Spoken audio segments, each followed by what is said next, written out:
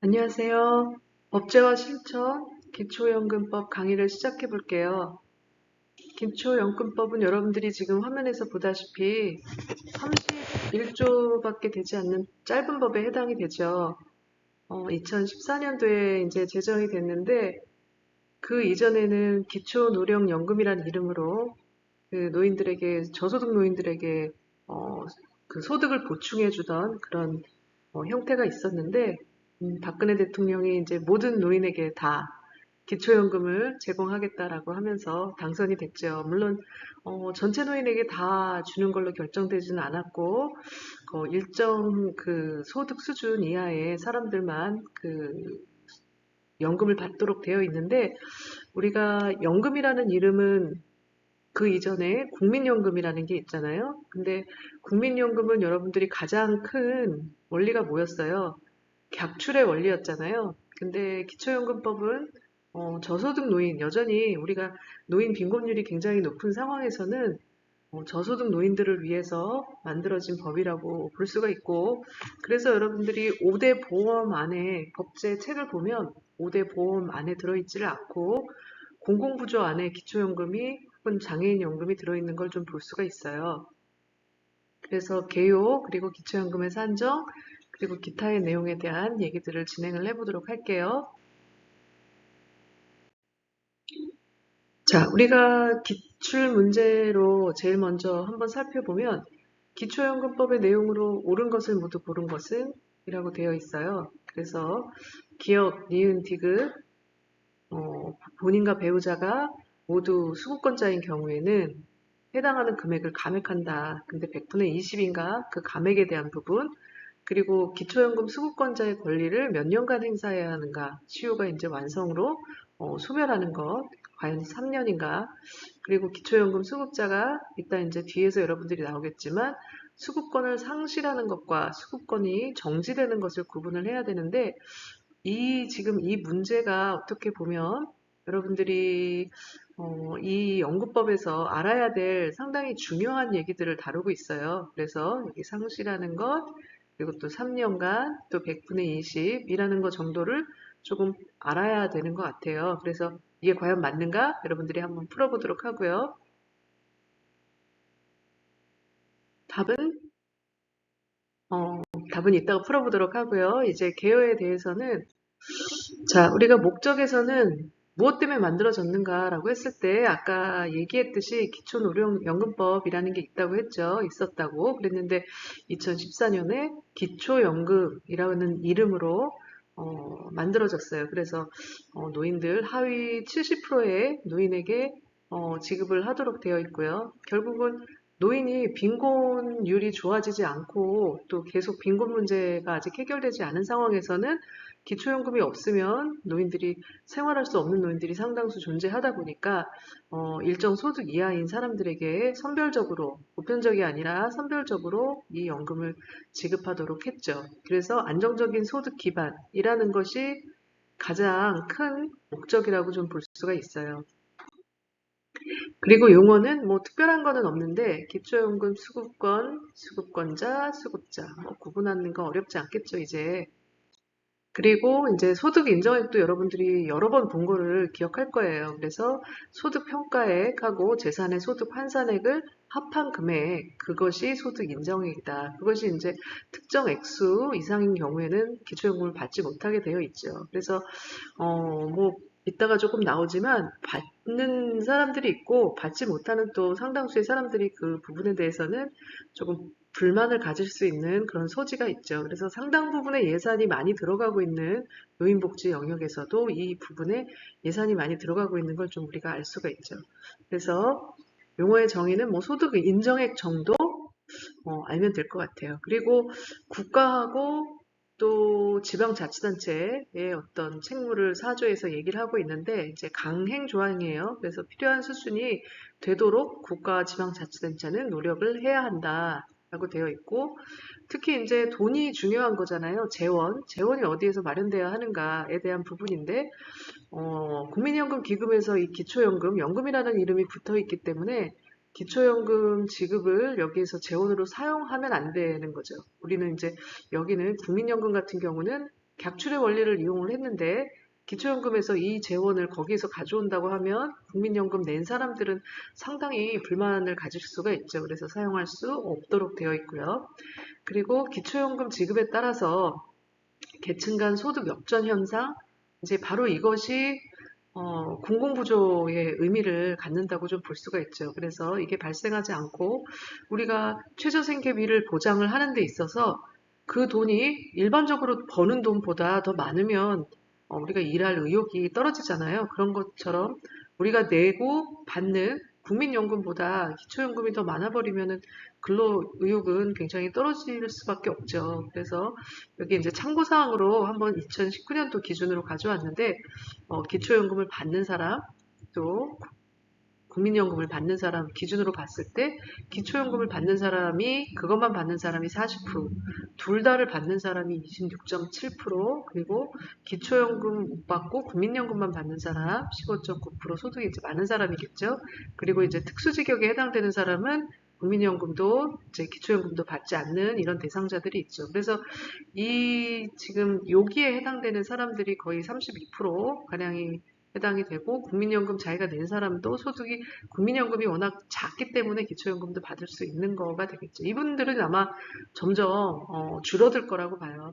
그래서 연금 기간이 길어지면 길어질수록 액수는 이제 커지기 때문에 이분들은 줄어들고 이분들이 이제 결국은 앞으로 늘어날 텐데 결국은 낸 사람이 받지 못하는 그런 경우 그런 것이 조금 억울할 수 있기 때문에 그런 부분에 대한 고려를 최대한 해야 된다는 거죠. 그래서 국가하고 지방자치단체는 이 부분을 좀 노력해야 된다라고 나와 있어요.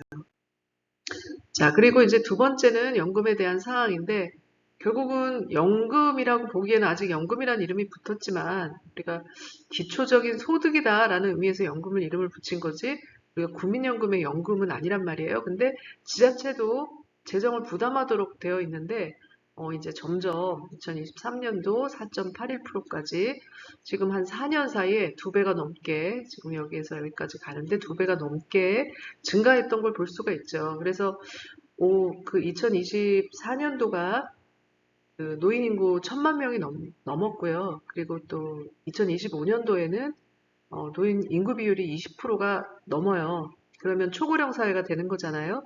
그러면 이제 점점 지자체에 대한 부담이 커지게 되는 거죠. 그래서 그런 내용들 이제 앞으로 어떻게 할 것인가에 대한 부분들에 대한 것이 이제 나와 있어요. 자, 그래서 지급 대상 되게 중요하겠죠. 누가 받는가?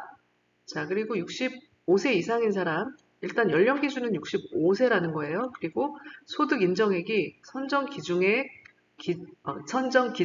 이하인 사람에게 지급하는데, 자, 여기 뭐 그건 연도마다 다를 텐데, 선정 기준액을 2024년도 기준으로 봤을 때, 단독 가구, 혼자 사시는 분과 부부 가구의 액수는 차이가 나죠. 그래서 이 금액이 이하인 사람들이 이제 소득 인정액, 자, 본인하고 배우자 모두예요. 소득 평가액과 재산의 소득 환산액을 합한 금액이 선정 기준액 이하여야 된다는 거죠. 자, 그래서 각각 이렇게 나와 있고요. 그리고 보건복지부 장관은 선정 기준액을 정하는 경우에는 선정 기준액을 정할 때는 대략 100분의 70 정도 되는 수준의 사람의 소득이 어느 정도 되는가를 따진다는 거죠. 그러니까 이미 70%의 사람들은 확정이 되어 있는 거예요. 우리가 소득이 앞으로 이제 그 향후 그 소득이 만약에 높아진다고 하면 이제 70% 수준을 이제 준다고 하면 아예 70%가 정해져 있다? 그러면 이제 소득이 높아도 받을 수가 있게 되면 일반 사람들은 이제 불만을 가질 수가 있겠죠. 그래서 이제 그런 것들이 장기적으로는 지속 가능하지는 않고 어떤 형태로든 아마 변형이 있을 거라고 생각이 들어요. 자, 그리고 기초연금을 받지 못하는 사람들 뭐 장황하게 지금 써져 있는데 여러분들이 그 특수직역 연금을 받는 사람들이 주로 이것들을 못 받는다라고 생각하면 될 것 같아요. 그래서 이거 직역연금과의 연계에 관한 거, 뭐 이런 내용들이 지금 제외 대상에 포함이 되어 있다. 이렇게 대략 한번 보세요. 자, 그리고 신청은 누가 하는가? 또 그것도 제가 별표를 해놨죠. 기초연금을 받으려는 사람, 그러니까 수급 희망자, 이 사람하고 대리인도 신청할 수 있다는 거예요. 그래서 배우자, 자녀, 형제자매, 친족 등 여기는 뭐 우리가 일촌의 직계혈족 뭐 이런 얘기들이 없잖아요. 대리인이 가능하다는 거죠. 그리고 관계 공무원도 신청할 수 있고요. 그리고 어떤 시설에 계신 분들 같은 경우는 법인, 단체, 시설, 기관 등이 또 뭐 예를 들면 그 요양시설에 입소하신 어르신들이 이거 신청을 하기가 굉장히 어려운 부분이 있잖아요. 그런 부분들 지원할 수 있다는 거죠. 그리고 관련 정보를 이제 성실하게 잘 제공해야 된다는 것, 그런 것들이 있고요. 그리고 조사를 한 후에는 이 사람들이 시도지사, 시장군수, 구청장이 이 주체들은 전부 다 시도지사, 시장군수, 구청장이에요. 그래서 지자체의 역할들이 국민연금 같은 경우는 우리가 5대 보험 중에 국민연금 같은 경우는 지자체의 역할이라는 게 있을 수가 없죠. 그런데 여기 같은 경우에 기초연금은 지자체의 역할들이 있고 그리고 그 수급권의 발생이나 변경, 상실 이것들을 결정을 하게 됐죠. 그리고 지급 시기는 여기 이제 빨간색으로 제가 표시를 해놨는데 지급을 신청한 날이 속하는 그 달에 받을 수 있을까요? 아니면 그 다음 달부터 받을 수 있을까요? 라고 생각해 볼 수도 있죠. 내가 신청한 날, 그 속하는 달, 그 달에 받을 수 있나? 라고 했을 때는 지급은 신청한 날이 속하는 달부터 기초연금 수급권을 상실한 날이 속하는 달까지 정기적으로 기초연금을 지급받도록 되어 있어요. 그래서 그냥 스킵해서 이렇게 읽으면 뭐 다음 달부터 신청이 될 수도 있을 것 같잖아요. 그런데 이제 그 달부터 받을 수 있다는 거 주변에 모르면 알려드리세요. 아마 다 아실 거예요. 자, 그리고 기초연금액의 산정은 우리가 기초연금의 금액은 기준연금액과 국민연금 급여액 등을 고려해서 산정해야 된다는 거죠. 자, 그래서 기준연금액은 이제 월 최대 그 34만 4,810원 이렇게 결정이 되어 있는데 뭐 예전에는 30만 원 이렇게 딱 정해져 있었는데 이게 점점 이렇게 물가 상승률을 고려하다 보니까 이게 액수가 딱 떨어지지 않아서 제가 외워지지는 않더라고요. 그래서 33만 4,810원 이렇게 이제 결정이 되어 있고 그리고 또 뭐 소비자 물가 변동률을 반영해서 이제 자기들은 이게 이제 소득이기 때문에 주된 소득원 중에 하나이기 때문에 어떤 분들은 거의 소득원의 대부분이 이거밖에는 없는 경우도 있어요. 그래서 물가가 너무 올랐을 때는 그걸 반영해서 알려야겠죠. 자, 그 아래의 얘기들은 한번 여러분들이 특별한 경우에는 이제 따로 이런 방식에 따라서 산정한다라는 건데 뭐 거기까지는 알아야 될까요? 자, 그리고 기초연금의 산정 이제 이어지는데 기준연금액, 우리가 아까 기준연금액이라는 게 있었잖아요. 그것을 하는 대상자는 이러한 사람들이 주로 이제 기준연금액을 기준연금액이라는 것이 우리가 받을 수 있는 금액의 최대이니까 이 사람들은 그것들을 받도록 산정한다라는 거고요. 그리고 감액을 하게 되어 있는데요. 감액은 줄인다는 거잖아요. 액수를 줄이는 거. 그래서 본인하고 배우자가 같이 이제 수급권자인 경우에는 어, 2배 곱하기 2가 아니라 그 100분의 20이라는 해당하는 금액을 줄여서 이제 두 사람에게 준다는 거죠. 자, 그래서 100분의 20에 해당하는 금액을 감액한다는 거 중요한 부분이에요. 자, 그래서 기초연금 수급권자에 대한 또 이제 특례 적용을 받는 경우에도 일부를 감액할 수 있는 거 길게 써져 있지만 한번 읽어보면 좋을 것 같고요. 그리고 기초연금 아까 우리가 문제에 났었던 거죠. 보건복지부 장관은 몇 년, 그 5년마다 3년간의 평균 소득의 월액의 평균액의 변동률을 고려해서 기준연금액을 조정해야 되는데 여기 이제 3년간이라는 것 때문에 여러분들이 좀 헷갈릴 수 있을까요? 5년마다 기준연금액을 조정하는 거고요. 3년간의 평균 소득액, 그러니까 우리가 어떤 해에 특정한 한 해가 아니라 평균 세 해의 평균 소득액을 이제 따진다는 거죠. 그래서 그거는 구분해서 알아야 될 것 같고요.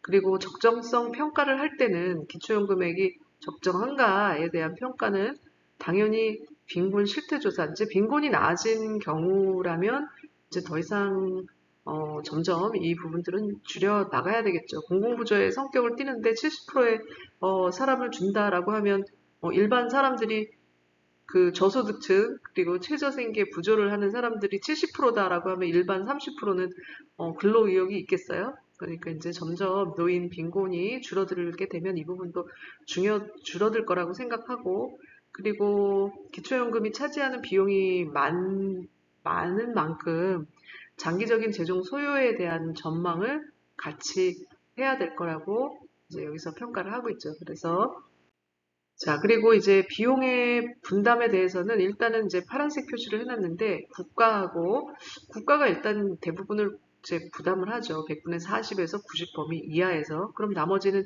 10에서 60은 나머지 지자체가 지금 분담을 하는 거잖아요. 그래서 그 나머지 비용은 상호 분담한다. 그 분담 비율은 사실은 그 지역의 노인 비율이나 재정 여건 이런 것들을 고려해서 이제 지원을 할 수가 있겠죠. 그래서 노인들이 많은 경우에는 이게 너무 많기 때문에 또 지자체에 돈이 없다 그러면 많이 지원을 하는 것이고 그렇지 않으면 이제 적게 부담을 하는 거죠. 그리고 이제 거의 중요한 부분들은 앞에서 많이 얘기가 나온 것 같아요. 이제 뒤에 약간의 얘기들만 추가되면 될 것 같아요. 자, 수급자의 사후관리 기타 내용에서 그러면 지급하지 않은 기초연금은 어떻게 되는가? 이제 지급하지 않은 기초연금에 대해서는 뭐 사망한 경우가 대표적인 거가 되겠죠. 그래서 그럴 경우에 이제 사라지는 것이 아니라 그 당시 사망 당시 생계를 같이 한 부양의무자는 청구해서 받을 수가 있도록 되어 있고요. 그리고 16조에서는 기초연금을 정지하는 거 정지예요. 여기는 중단이 아니라 이제 정지, 잠깐 멈추는 거죠. 여러분, 포즈라는 게 있잖아요. 스탑이 있고 포즈, 일시중지라는 게 있고 중지라는 게 있는데, 자, 여기는 포즈인 거예요. 그 PAUSE. 자, 시도지사, 그 다음에 시장군수구청장이 다음 이유가 발생한 날이 속하는 달의 다음 달부터 그 이유가 소멸한 날이 속하는 달까지 지급을 정지한다. 자, 다음 달부터 그 사유가 소멸한 날이 속하는 달까지 중지한다, 정지한다 라는 거예요. 그래서 수급자가 금고 이상의 형을 받고 이런 시설에 수용돼 있는 경우 중지하는 거고 그 다음에 행방불명되거나 실종되는 등 사망한 것으로 추정되는 경우에 이제 일단 정지하는 거예요. 왜냐하면 다시 그 사람이 이제 나타날 수도 있잖아요. 실종이라는 거는 행방불명이나 실종이라는 거는 아직 사망한 거는 아니잖아요. 근데 사망한 것으로 추정되는 것 뿐이죠. 그리고 국외 체류 기간 60일 이상이 되는 경우 특히 이제 중요하죠. 이제 해외에 있는 사람들이 해외에 거주하면서 이런 것도 다 받으려고 하는 것들 그런 것들이 이제 문제가 되는 거죠. 그래서 해외에 체류하더라도 받을 수 있는 게 있고 받을 수 없는 것들이 있어요. 저 같은 경우는 그 당시 얘기지만 아이들을 양육하고 또 그 아동 수당에 대해서 그때 2014년도에 제가 해외에 나갔을 때 그때 이제 1년간 체류할 수 있었는데 그때 아이들을 키울 때 이제 비용을 그 한국에서 주는 수당을 제가 아동 수당을 받을 수 있는가라고 했을 때 받는데 법적으로 문제가 없다고 해서 저는 그걸 받았고요. 하지만 이게 60일 이상 계속되는 경우에는 안 된다라는 거죠. 이제 기초연금 같은 경우는 그렇게 어떤 특정한 그 지급 어떤 방법 그리고 또 지급 내용 뭐 연금이냐 수당이냐 또 아동수당이냐 노인수당이냐 이런 거에 따라 다를 수가 있죠. 그리고 이제 그 아까가 우리가 정지라면 이렇게 일시중지라면 이건 아예 상실하는 거 없어지는 거예요. 이제 사망이 확실해졌을 때 사망한 때 판정이 됐을 때 그리고 국외 뭐 체류 정도가 아니라 국외 이주했을 때 기초연금 수급권자에 해당하지 않게 된 때 뭐 대표적으로는 무슨 직역연금 같은 거 받게 된 때가 또 있겠죠. 그러면 중에서 하나에 해당되는 경우에는 상실하게 되는 거죠. 자, 그리고 변동사항이 있으면 이제 신고해야 된다. 이제 지급 정지 사유가 이제 소멸한 경우, 또 상실의 사유가 있는 경우, 이제 받지 않아야 되는데 이제 계속 받는 경우, 그리고 또 자기 재산이나 이런 것들이 변동되었을 경우, 이제 그런 경우는 자기가 이제 신고를 해야 된다는 거죠. 기초연금액 또 환수할 수 있다는 거고, 뭐, 거짓이나 기타 부정한 방법으로 받은 경우에 정지된 기간에 이제 지급된 경우도 이제 뭐, 그 사유를 파악을 못해서 나라에서 지급을 했다든지 그랬을 때 정하는 이자를 붙여서 환수한다는 거예요. 자, 그리고 수급권을 보호하기 위해서는 우리가 그동안 그 공공부조 같은 경우는 양도, 담보, 압류 다 할 수 없었죠. 그리고 연금으로 지급하던 금품도 압류할 수 없도록, 그리고 이의신청도 할 수 있고, 시효라는 거는 5년간 행사하지 않으면, 아까 이제 3년이라는 걸로 나왔으니까 이제 문제가 잘못된 거죠. 그 부분은. 그러니까 5년간 행사하지 않으면 이제 소멸되는 것으로 그렇게 어, 나타나 있어요. 자, 그리고 벌칙. 이제 여러분들 한번 읽어보면 좋을 것 같고, 양벌은 둘 다 그 벌을 준다는 거잖아요. 그것을 알고 있는 법인의 대표자, 그 다음에 사용인, 종업원이 그 업무에 대해서 알게 된 경우 누설하면 이제 서로 양쪽에 다 벌을 한다. 관리감독 주의하지 않은 거, 게을리하지 아니한 경우에는 그러하지 않지만 그렇지 않은 경우 이렇게 관리 감독을 소홀했다고 판단이 되는 경우에는 양쪽을 다 벌한다. 그 양벌 규정이 있다라는 거 있었고요. 그냥 이런 정도가 있다. 이 정도 알아두면 좋을 것 같아요. 자, 그리고 나서는 이제 과태료도 이제 읽어보고요, 여러분들이. 그리고 나서는 이제 문제 풀이에 대한 내용인데요. 뭐 여러분들이 문제를 그 영상을 조금 멈추고 풀어봐도 좋고요. 이제 표시는 제가 다 했어요. 소득 인정액이란 본인 및 배우자의 소득 평가액과 재산의 소득 환산액을 합한 금액을 말한다. 기출이에요. 지금 여기 표시가 17의 기출이라고 되어 있죠. 그래서 각각 틀린 이유들이 이제 여러분들 나와 있는 걸 볼 수 있을 거예요. 압류할 수 없고 상실하지 않는다 상실하고 자 그런 것들 100분의 50이 아니라 100분의 20이라고 했죠. 자 그리고 보건복지부 장관은 기초연금에 수급자가 100분의 70이 되도록 그리고 100분의 20이 감액되도록 계속 이제 그 부분이 나오는 걸 여러분들이 볼 수가 있죠.